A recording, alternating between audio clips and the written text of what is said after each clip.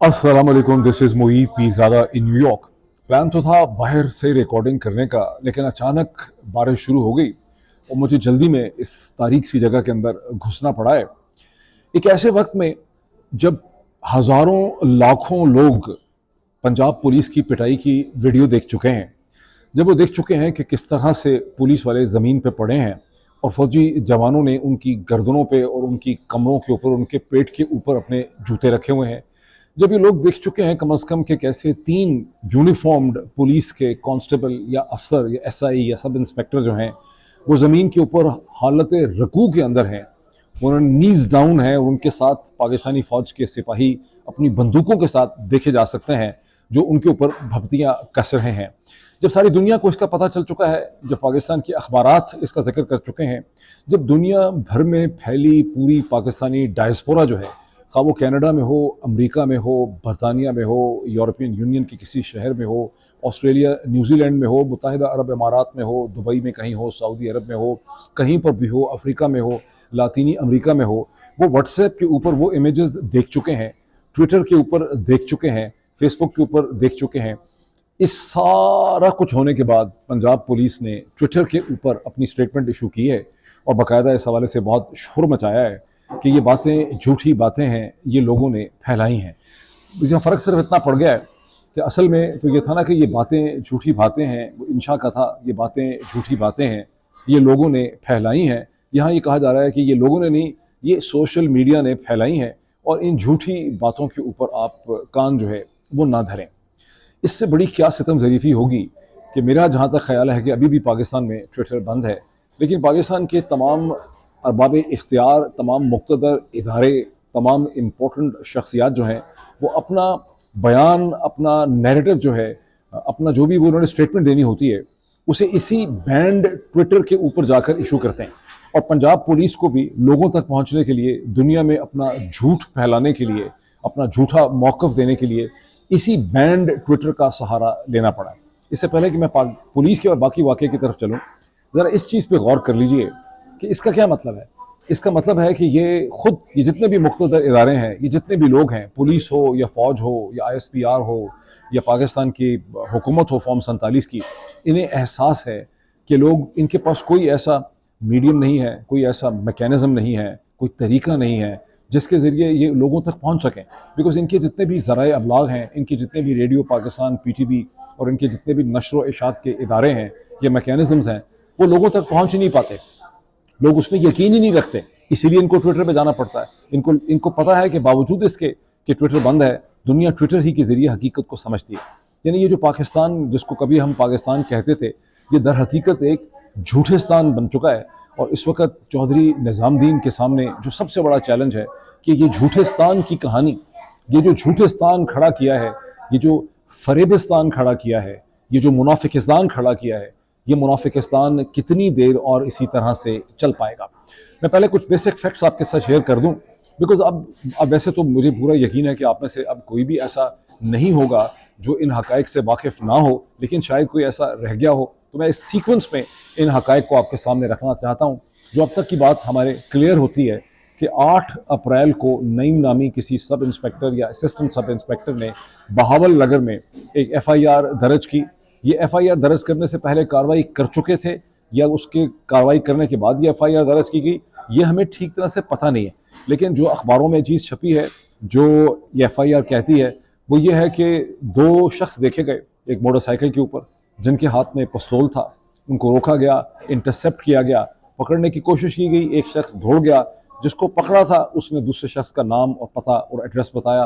Police की party, जिसमें 3-4 अफसर थे, कुछ कांस्टेबल थे, वो 5-6 लोग थे, वो इस घर में पहुंचे।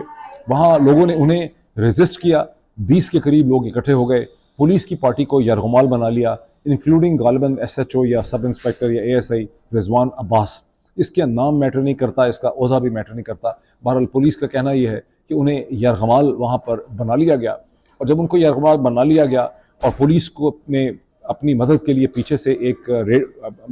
पुलिस के अपने पीछे जो पुलिस स्टेशन है वहाँ से रब्ता कायम किया और वहाँ से पुलिस की एक पार्टी वहाँ से बुलाई गई। हमें ये भी नहीं पता कि पुलिस का ये बयान कि पार्टी उसी वक्त बुलाई गई, अपने अफसरों को और अपने कांस्टेबल्स को जिनको डिटेन किया था उनको रेस्क्यू करने के लिए, उनकी जान छुड़ाने के लिए जिन्हें यरगमाल बनाया गया था, या ये फैसला पुलिस ने चंद घंटों के या एक दिन के बाद किया, इस हक़ाइक़ के बारे में हम हतमी तौर पे कुछ नहीं कह सकते। जब हर तरफ से झूठ ही बोला जाए, राइट से भी झूठ बोला जाए, लेफ्ट से भी बोला जाए, ऊपर से भी बोला जाए, नीचे से भी बोला जाए, जब सब झूठ ही बोलते हों तो सच को डिटर्मिन करने का कोई तरीका जो है वो नहीं रहता, और यही इस वक्त इस मौजूदा पाकिस्तान का अलमिया है। बहरहाल उसके बाद क्या हुआ कि पुलिस पार्टी वहाँ पे आई, तो पुलिस पार्टी ने वहाँ पर उन घर वालों को सज़ा देने के लिए, उनको एक सबक सिखाने के लिए उनका वहाँ पे छतरोल किया, जो टिपिकल जो, और ये एक ऐसा छतरोल है जो पंजाब के अंदर। अच्छा, छतरोल की पहले कहानी ये है कि छतरोल की भी चूँकि वीडियो लीक हो गई सोशल मीडिया पे, या घर वालों ने वो छतरोल की वीडियो लीक कर दी, जिसमें आप देख सकते हैं कि पंजाब में एक गांव की तरह का डेरा है, एक ओपन कंपाउंड है, उस कंपाउंड के अंदर कम से कम 3 है या 4 हैं ख़वातीन, जिनको पुलिस वाले या मुख्तलिफ किस्म के जो अल्फाज हैं, यानी सब ने शायद पुलिस का यूनिफॉर्म भी नहीं पहना हुआ, लेकिन वो छतरोल कर रहे हैं उन औरतों की। उसमें से एक औरत ने सुर्ख रंग के कपड़े पहन रखे हैं, एक ने पीले रंग के कपड़े पहन रखे हैं, एक ने काले रंग के कपड़े पहन रखे हैं, एक ने शायद सब्ज़ रंग के कपड़े पहन रखे हैं, और वो हर उम्र की हैं, उनमें एक थोड़ी सी उम्र रसीदा है, बाकी जवान ख़वातीन हैं, और वो चीखें मार रही हैं, दुहाई दे रही हैं। इसी वीडियो के अंदर आपको पीछे से चंद आदमियों की आवाज़ें भी आती हैं कि खुदा खौफ करो, माफ़ करो, छोड़ दो, डरो खुदा से, इस तरह की आवाज़ें आपको पीछे से आती हैं। ये वीडियो भी रिलीज़ हो गई, ये ईद से एक दिन पहले मेरा ख्याल है वीडियो रिलीज़ हो चुकी थी। अब पुलिस की बदकिस्मती यह है कि जिस घराने में जाके वो ये ठुकाई कर रहे थे, छतरोल कर रहे थे, जिसको पकड़ने की कोशिश कर रहे थे या जिसके भाई को पकड़ना चाह रहे थे, वो कोई पाकिस्तान की आर्मी का जवान मर्द, जो जवान है, गालिबन रैंक्ड है, नॉन रैंक्ड है, जो SSG है, जो कमांडो यूनिट है, उसका ये जवान है, जिसके के घर वालों के अंदर ये घुसे हुए थे।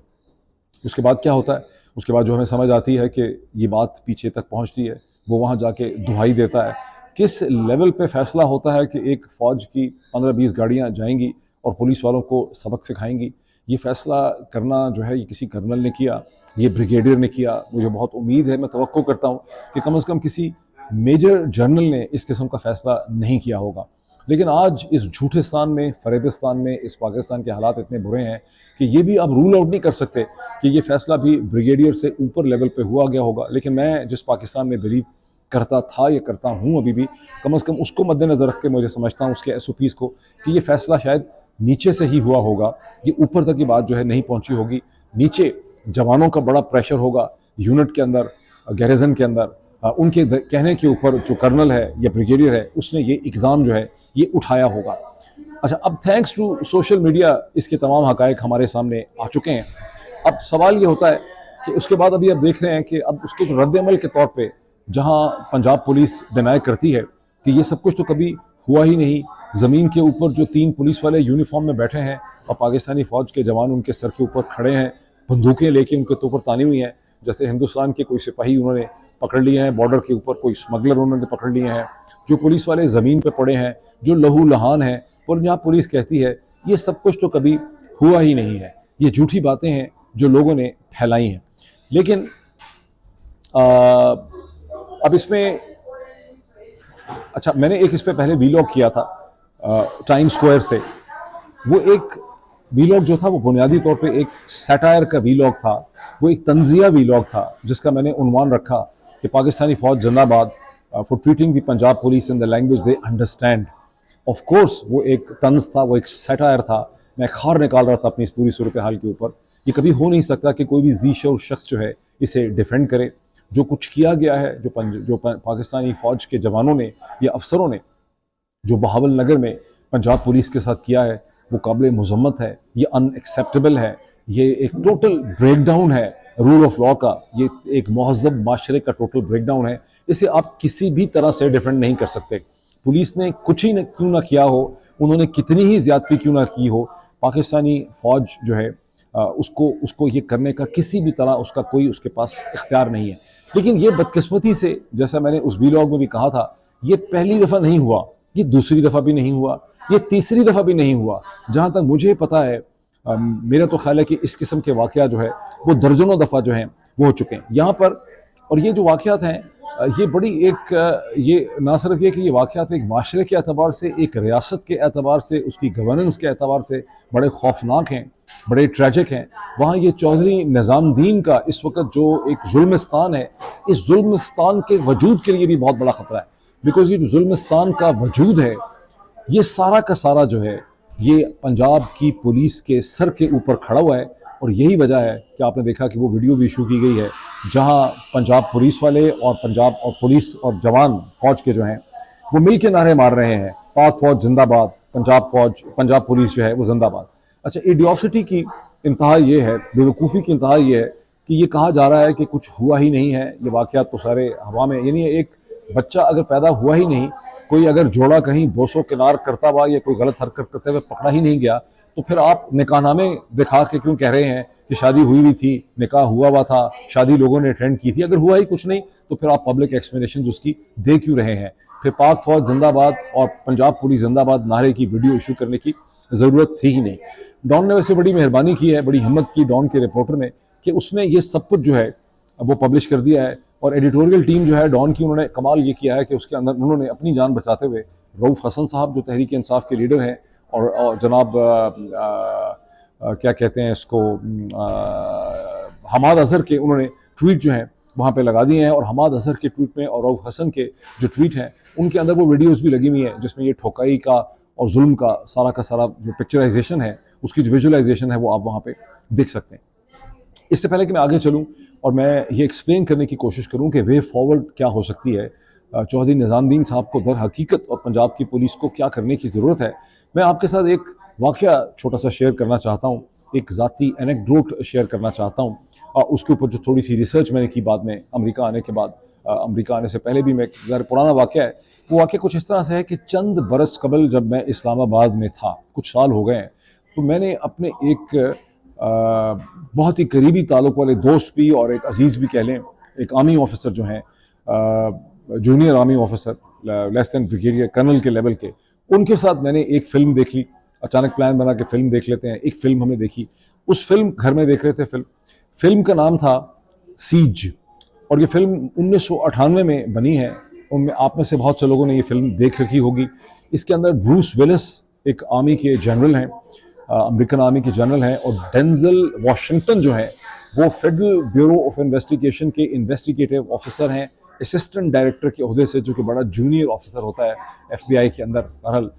और ये फिल्म इस तनाजुर में है कि न्यूयॉर्क शहर जो है, मैनहट्टन, उसे फ़ौज के हवाले कर दिया जाता है बिकॉज दहशत गर्दी के बसें फट रही हैं, बम फट रहे हैं, इस किस्म के बहुत से वाक़यात होते हैं। जब फिल्म आगे चलती है तो ब्रूस विलिस जो है वो एक बड़ा खौफनाक किस्म का फौजी अफसर है, बड़ा डिसिप्लिनरियन है, तशद्दुद की उसको बहुत आदत है। वो दरमियान तशद्दुद इंटेरोगेशन करते हुए एक मासूम अमेरिकन शहरी जो मुसलमान है, जिसका नाम पता नहीं मोहम्मद अहमद है, उसे वो गोली मार के कत्ल कर देता है। अब ये सारे मामले की इन्वेस्टिगेशन साथ साथ FBI कर रही है। जब FBI इसको डिटर्मिन कर लेती है कि जनरल ने, जो ब्रूस विलिस का रोल, जिसका रोल ब्रूस विलिस कर रहे हैं, तो जनरल को FBI का असिस्टेंट डायरेक्टर कहता है कि मेरे पास ये हकायक हैं, तुम अपने आप को सरेंडर कर दो FBI को, तुम्हें मैं गिरफ्तार करता हूँ। वो जनरल थोड़ी देर इसको रेजिस्ट करता है, अपने सिपाही उसके बंदूकें तान लेते हैं FBI के असिस्टेंट डायरेक्टर के ऊपर, लेकिन थोड़ा सा कुछ सोचने के बाद वो अपने सिपाहियों को रोकता है और फिर वो अपने आप को FBI के हवाले कर देता है। उसको गालबन हथकड़ियाँ वगैरह जो हैं वो लग जाते हैं। अब मेरा जो दोस्त, मेरा अजीज़ है, जो मेरे साथ कर्नल है, वो जो बैठा हुआ ये देख रहा है इस्लामाबाद के अंदर, वो अचानक चीखने लग जाता है। वो कहता है ये फिल्म झूठी है, ये बकवास है। एक जर्नैल को FBI का असिस्टेंट डायरेक्टर, इतना छोटा अफसर जो है, या कोई भी पुलिस का अफसर जो है, वो भला कैसे गिरफ्तार कर सकता है? ये दुनिया में कहीं पर भी नहीं हो सकता। फिर वो ये इस हद तक की बात नहीं रुकती है। मैं उससे कहता हूँ यार फिल्म है, जाने दो भाई। वो कहता है, और मैं उसको ये कह देता हूँ गलती से कि नहीं यार ऐसा हो सकता है, तुम पाकिस्तान के तनाजुर में बात कर रहे हो, यहाँ नहीं हो सकता होगा, हिंदुस्तान में नहीं हो सकता होगा, ये बरतानवी कॉलोनीज़ जो हैं इनमें नहीं हो सकता होगा, लेकिन अमेरिका में ऐसा ज़रूर हो सकता है, मेरी अंडरस्टैंडिंग है। उस पर वो इतना सीख पा होता है। वो कहता है ये फ़िल्म पाकिस्तान की फ़ौज के ख़िलाफ़ बनाई गई है। पाकिस्तान में ये फ़िल्म रिलीज़ हो गई है या नेटफ्लिक्स के ऊपर, ये कहीं पर हम देख रहे हैं इसको, VCR के ऊपर, मुझे याद नहीं हम कैसे देख रहे थे। तो ये भी एक साजिश है। उसको ये भी शक गुजरता है कि मैंने उसको ये फ़िल्म जो है वो दिखाई इसलिए है कि मैं अफवाज पाकिस्तान की तौहीन और हद तक करना चाहता हूँ। वो ये भूल ही जाता है कि मैं तो खुद बहुत बड़ा बूट पॉलिश था। वो इस हद तक नाराज़ होता है कि मेरा घर का दरवाज़ा खोलता है, नाराज़ होकर चला जाता है, और बड़े हफ्तों और महीनों तक उसकी मेरे से बात ही नहीं होती। इस वाक़े के ऊपर भी कभी हमारी दोबारा आपस में बातचीत नहीं हुई। ये वो एक अंडर सीज, फिल्म का नाम था दी सीज, लेकिन मैं समझता हूँ कि ये वो अंडर सीज मेंटालिटी है, ये वो जहनीत है, ये वो डिस्कनेक्ट है दुनिया की रियलिटी के साथ, जो इस एक फॉर्मर ब्रिटिश कॉलोनी, जो बेसिकली तौर पे एक कंटिन्यूइंग ब्रिटिश कॉलोनी है पाकिस्तान की, झूठेस्तान की, जिसके अंदर लोगों को जिस तरह से वो उनके उनके आइडियाज़ जिस तरह से शेप किए गए हैं, जहन बनाए गए हैं, उनके जहनों के अंदर ये बात जो है फैलाई गई है। मैं अमेरिका चूँकि आता रहता था इस फिल्म देखने के बाद, और अब मैं अमेरिका आया पिछले 1 बरस सवा बरस में, तो मैंने 3 सेपरेट शहरों के अंदर 3 पुलिस ऑफिसर से मैंने ये सवाल पूछा, और कम से कम 2 आर्मी के ऑफिसर आपको कई दफ़ा मिल जाते हैं एटीएम मशीन के ऊपर किसी न किसी जगह में, जिन्होंने अमेरिकन आर्मी का यूनिफॉर्म भी पहना होता है। उनसे भी मैंने ये बात पूछी कि यार मैं जर्नलिस्ट हूँ, मैं पाकिस्तान से आया हूँ, मैं आपसे पूछना चाहता हूँ कि अगर एक आर्मी का जवान या अफसर जो है वो कहीं किसी शहर के अंदर कुछ करता हुआ गलत जो खिलाफ कानून हो, किसी को मारता पीटता पाया जाए, या कोई कत्ल कर बैठे, या कोई तोड़ फोड़ कर रहा हो, या कोई भी जुर्म कर रहा हो, मतलब तो उस पर उसको क्या पुलिस गिरफ्तार कर सकती है? और मैंने बड़ा मासूम बन के कहा कि ब्रिटिश जो कॉलोनीज़ हैं बाज़ इंडिया पाकिस्तान वगैरह में, वहाँ नहीं कर सकती। पुलिस वाले बड़े हैरान हुए, ये 3 सेपरेट पुलिस वाले हैं, कोई न्यूयॉर्क में, कोई वाशिंगटन के अंदर, कोई टेक्सास के अंदर, और ये आर्मी ऑफिसर्स भी एक टेक्सास में और एक इसे कहते हैं वाशिंगटन में। तो मैंने जब उन्होंने बड़े हैरानगी से पूछा कि यार ये आप किस तरह की बात कर रहे हैं भाई, कौन सा मुल्क है जिसकी तुम बात कर रहे हो? आर्मी ऑफिसर या आर्मी का जवान अगर कुछ करेगा जो जुर्म होगा और वो लॉ की खिलाफ वर्जी करेगा, तो उसको पुलिस फौरी तौर पर गिरफ्तार कर सकती है। मैंने फिर पूछा डरते डरते, आपको पता है डर तो बहुत लगता है, तो यहाँ भी डरते डरते मैंने पूछा कि भाई क्या उसको गिरफ्तार करने से पहले जो पुलिस है वो आर्मी के गैरिजन से या आर्मी के कमांडर से या ब्रिटिश अमेरिकन आर्मी की किसी लेवल पे अमेरिकन आईएसपीआर से परमिशन लेती है, उनसे पूछती है, कोई ईमेल वगैरह करके, टेक्स्ट करके, फ़ोन करके, कोई ऐसा सिलसिला होता है? वो बहुत ही पुलिस वाले तो हैरान परेशान और नाराज़ हो गए। उन्होंने कहा यार अजीब तुम हवास बाख्ता आदमी हो, जब किसी ने कोई जुर्म किया है तो पुलिस ऑफिसर ने उसको देखा है, उसको किसी से नहीं पूछना, वो तो गिरफ्तार होगा, उसको आप अदालत के सामने पेश करेंगे, इन्वेस्टिगेशन करेंगे। हाँ, अगर वो बताएगा कि मैं किस यूनिट का हूँ, तो आपको ये कस्टमरी है कि उसके यूनिट को, ये कोई उनकी उसकी कोई हमदर्दी के तौर पे ये नहीं करना, बल्कि ये लॉ है कि आपने उनको बताना भी है कि आपका एक ऑफिसर या आपका जवान जो है वो इस किस्म के जुर्म में मुर्तकब हुआ है। फिर मैंने ये भी पूछा कि अच्छा हाँ, ये एक्सप्लेनेशन मुझे खुद दी पुलिस ऑफिसर्स ने। उन्होंने कहा कि अगर ऐसा जुर्म जो है वो किसी गैरिजन की जगह पे होता है, ये तो उसको ज़ाहिर कैंट नहीं कहते, ये कैंटोनमेंट तो बरतानवी इस्तिलाह है, ये इसको बेस कहते हैं। तो मुझे उसने कहा कि अगर ऐसा जुर्म एक आर्मी ऑफिसर या आर्मी का जवान जो है वो किसी बेस के अंदर करता है, तो वहाँ उसको डिटेन करेगी एमपी मिलिट्री पुलिस, और उसको डिटेन करने के बाद भी जो नियरेस्ट पुलिस का शहर में होगी पुलिस, यानी अगर बेस किसी शहर के करीब है, जो भी शहर उसके साथ लगता होगा, जो भी काउंटी उस बेस के साथ लगती होगी, वहाँ की पुलिस को एमपी अलर्ट करेगी, पुलिस आएगी और उसको अपनी कस्टडी में उस आर्मी ऑफिसर या आर्मी जवान को ले लेगी। तो ये सूरत हाल है महज़ब दुनिया की। वो झूठेस्तान, वो मुनाफिकिस्तान जो है, हमारा जो प्रिमिटिव ब्रिटिश कॉलोनियल पोस्ट है, आउटपोस्ट है, उसके हालात आपने देख लिए। अब इसकी वे फॉरवर्ड जो है वो क्या बनती है? देखिए, वे फॉरवर्ड की जब हम बात करते हैं, ये इस वक्त भूल जाएं कि आपने एक इलेक्शन जो है वो चोरी कर लिया, फॉर्म 45 आपने सारे घुमा दिए, उनको मानने से इनकार कर दिया, फॉर्म 47 आपने खुद मैन्युफैक्चर कर लिए, रात के 11 बजे के बाद आपने सारे के सारे टेलीविज़न चैनल्स को 11 और 12 बजे के दरमियान में कहा कि रिजल्ट देने बंद कर दो, डरा दिया, धमका दिया डायरेक्टर न्यूज़ को और रिपोर्टर्स को। आपने सारे के सारे जो रिटर्निंग ऑफिसर्स के दफ्तरों में आप बंदूकें लेके घुस गए, वहाँ पे आपने अपनी मर्जी के फॉर्म 47 मैन्युफैक्चर कर लिए, फिर उनको बैकअप करते हुए आपको अपने फॉर्म 47 तो आपने चले नशर कर दिए, अगले दिन नशर व शाद उनकी कर दी, और उसके बाद आपने 3 हफ्ते लगाए जाली फॉर्म 45 मैन्युफैक्चर करते हुए। भूल जाएं इस वक्त इस बात को कि आपने वो PMLN नवाज शरीफ की जमात, वो हाराबा नवाज शरीफ, वो हारी भी मरियम नवाज, जो अपने ही इलेक्शन हार गए हैं, उनको आपने एक को चीफ मिनिस्टर बना दिया है, एक के हारे हुए भाई जो है शहबाज शरीफ, उसको आपने प्राइम मिनिस्टर बना दिया है फॉर्म 47 के ऊपर। भूल जाएं इस चीज़ को, कहते हैं ना भूल गए हम हर बात, भूल जाते हैं इस चीज़ को कि आपने एक ऐसी जमात जिसके पास 15 सीटें अपनी नहीं है, फॉर्म 15 के ऊपर उसको आपने 75 सीटें दे दी। भूल जाते हैं इस बात को कि आपने बैट का जो सिंबल छीना, वो एक आपका मकसद ही इलेक्शन को रिग करना था। भूल जाते हैं इस बात को कि chief justice supreme court of Pakistan भी आपके कंट्रोल में है, इस्लामाबाद हाई कोर्ट के मौजूद चीफ जस्टिस साहब भी टोटल आपके कंट्रोल में है। भूल जाते हैं सारी बातों को। लेकिन इस वक्त जो सबसे इम्पोर्टेंट इशू है कि ये जो वाक़या हुआ है बहावल नगर के अंदर, इसकी कम से कम इन्वेस्टिगेशन कर लें, क्योंकि इसकी जो इन्वेस्टिगेशन है वो बड़ी ज़रूरी है। अगर इसी की आप इन्वेस्टिगेशन कर सकेंगे तो पूरा निज़ाम रियासत और निज़ाम हुकूमत जो है वो ठीक होने लग जाएगा। और इसके हवाले से मैं चंद क्वेश्चन और चंद बुलेट पॉइंट जो हैं वो आपके सामने रखना चाहता हूँ, जिनको उठाने की ज़रूरत है इस इन्वेस्टिगेशन के हवाले से, क्योंकि वाक़या कोई पहली दफ़ा नहीं हुआ है। और मैं एक दो चीज़ें और भी कह दूँ, इन डिफेंस और explanation of both the police and both the army के जवान जो इसमें इन्वॉल्व हैं, जो कुछ पुलिस वालों ने वहाँ पे किया किसी के डेरे पे जाके, वो उनको हरगिज़ हरगिज़ नहीं करना चाहिए था। लेकिन ये पुलिस एक ऐसे कल्चर में और एक ऐसे माशरे के अंदर ऑपरेट करती है जहाँ पर हर हर दिन इस किस्म के दर्जनों वाक़यात, अगर हर दिन नहीं तो मेरा ख्याल है हर हफ्ते में पंजाब में और सिंध के अंदर कम अज़ कम, ट्राइबल कल्चर्स में ऐसा नहीं हो सकता, ये बलूचिस्तान में नहीं हो सकता, ये खैबर पख्तूनख्वा में नहीं हो सकता। लेकिन ये कहानी और ये पिक्चराइजेशन, इसमें सिर्फ औरतों के जो रंग बरंग कपड़े उन्होंने पहने थे शायद वो बदल जाते हैं, बाज़ जगहों पे और ज़्यादा गरीब होती होंगी, बाज़ जगहों पे लोगों के रंग, नाम, शक्ल, महलो वकूफ़ बदल जाता है। लेकिन ये जो सीन है जिसकी वीडियो हमने देखी है और पूरा पाकिस्तान आलम करब में इसको देख चुका है, ये सीन हर हफ्ते में दर्जनों दफ़ा पंजाब में, सदर्न पंजाब के अंदर और सिंध के अंदर दोहराया जाता है। एक तो ये बात, और पुलिस किसी भी माशरे की उसी किस्म की होती है जिस किस्म की उस माशरे की इकदार होती हैं। और पुलिस चूँकि टूल है पूरे निज़ाम को चलाने के लिए, और पुलिस ही के ज़रिए चौधरी निज़ामुद्दीन साहब अपना सिस्टम चला रहे हैं, तो ज़ाहिर है कि पुलिस को कंट्रोल में रखना, डरा के रखना, खौफज़दा रखना, अपने कंट्रोल में रखना, नीचे रखना अपने, वो भी इस सिस्टम की, निज़ाम की कमज़ोरी है। अच्छा चलें, अब हम आगे चलते हैं कि इसकी जो इन्वेस्टिगेशन है उसको करने के बुनियादी सवाल जो हैं, अगर कोई करना चाहे और जो होनी चाहिए, वो क्या सवालात हैं जो आप सबको कम अज़ कम, आपके लिए, चलें कोई और करता है या नहीं करता, आप सबके लिए मैं ये सवालात यहाँ पे रखना चाहता हूँ। पहली बात तो यह है कि पहले ये चीज़ डिटर्मिन करनी चाहिए कि 8 अप्रैल को पुलिस ने जो FIR दर्ज की थी पिस्टल के हवाले से कि बंदा दौड़ गया, ये 8 अप्रैल को ही की थी, ये वाक़या 8 अप्रैल ही का है या इससे पहले कर चुके थे और बाद में FIR दर्ज की। दूसरी बात यह है कि वाक़या भी सही था, हुआ भी था कि नहीं हुआ था।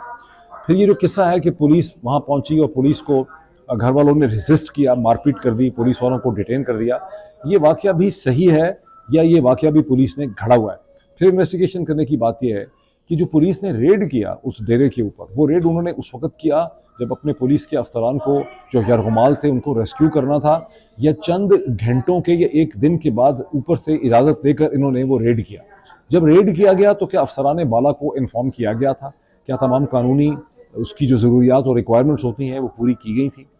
ये औरतों की बीटिंग का जो वाक़यात है, इसकी परमिशन कि औरतों को इस तरह से मारा जाए और छितरोल किया जाए, जो है जो कल्चर के भी ख़िलाफ़ था और जो इंसानी हकूक़ के भी ख़िलाफ़ था, और वो औरतें ज़ाहिर है उनका वैसे भी ताल्लुक़ नहीं होगा इस पूरे वाक़े से, उस तरह से उनको तो एक आपने फ्यूडल कल्चर की वैल्यूज़ के हिसाब से निशाना बनाया। तो इसकी इजाज़त ये किसने कहा? सब इंस्पेक्टर ने कहा, इंस्पेक्टर ने कहा, SHO ने कहा, या ऊपर डिप्टी सुपरिटेंडेंट ने कहा, या कोई इन्होंने SP से परमिशन ली हुई थी कि सबक सिखाओ इनको? उसके बाद ये जो आर्मी के जवान भेजे गए जो कहते हैं 15-20 गाड़ियों में वहाँ पर पहुँचे, ये कैसे हुआ? इसकी इजाज़त जो है वो किसी कर्नल साहब ने दी, ब्रिगेड साहब ने दी, या बहावल नगर के करीब जो गैरिजन है वहाँ पर उसके जो गैरिजन कमांडर या मेजर जनरल हैं उस इलाके में, उन्होंने दी। और इससे पहले जो प्रीवियस इंसिडेंट्स ऐसे होते रहे हैं, मुझे याद है 1990 में हुए तो बहुत हैं, दर्जनों हुए हैं। 1990 में मेरा ख्याल है कि लिबर्टी मार्केट में भी एक आर्मी का यंग ऑफिसर या लेफ्टिनेंट जो है, जब किसी लड़की को छेड़ रहा था और पुलिस वालों ने उसको पकड़ लिया और उसको पकड़ के उन्होंने गिरफ्तार किया था, और ये लिबर्टी के साथ जो पुलिस का स्टेशन है, तो इसी तरह से फ़ौज के जवानों ने उस पे थाने पे आके धावा बोल दिया और आके सारे पुलिस वालों को और इंस्पेक्टर SHO की बड़ी पिटाई की थी। ऐसे जो वाक़यात होते रहे हैं गुज़िश्ता 20-30 बरस में, और ये ग़ालिबन 1960 और 70 की दिहाई में नहीं हुए हैं, ये उसके बाद ही शुरू हुए हैं, 80 के बाद से ये वाक़यात शुरू हैं। क्या कभी उन फ़ौजी अफसरान को करार वाक़ई सज़ाएँ मिली? क्या उनकी इंक्वायरी इन्वेस्टिगेशंस हुई? क्या उनको नौकरी से, आर्मी से सैक किया गया? क्या उनकी प्रमोशंस जो हैं वो रुकी, ख़त्म हुई, या वो प्रमोट होकर सारे जर्नैल बन गए? अगर वो अफसरान जो ये सब कुछ करते रहे हैं वो भी जर्नैल बन गए हैं, तो आप अंदाज़ा लगा सकते हैं कि ये सूरत हाल कितनी ख़राब हो चुकी है, कितनी गंभीर हो चुकी है, और चौधरी निज़ामुद्दीन का अपना सिस्टम जो है वो कितना ख़तरे में पड़ चुका है। अब एक और कमेंट मैं कर दूँ, और जो पिछला मेरा वीलॉग था, हम जब पुलिस को ये देखते हैं, ऑफ कोर्स जो कुछ हुआ बहुत गलत हुआ,